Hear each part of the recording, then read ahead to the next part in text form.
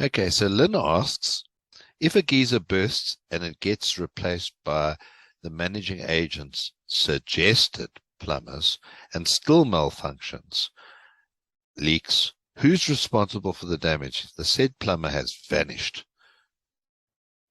Okay, so that's actually my side of the things. The insurance, how does insurance deal with this, in other words?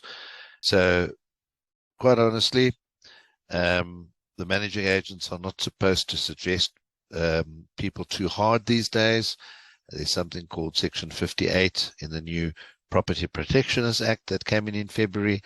So my suggestion is call centers are much safer from that point of view. If you use a call center, then you're not using the managing agent's suggested plumber. So that's why we're saying rather use a call center. One of the problems that you have is that when there are cozy relationships between managing agents and plumbers, and I'm talking about unhealthy cozy relationships, or there are unhealthy relationships even with trustees and plumbers, estate managers and plumbers, things get a little bit fuzzy.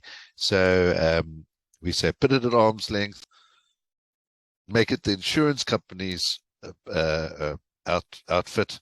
Of course, you can have a relationship with Waterlight, but it's ultimately the call center's problem. So even if Waterlight do something wrong, it's ultimately the insurance company's call center operation that are responsible.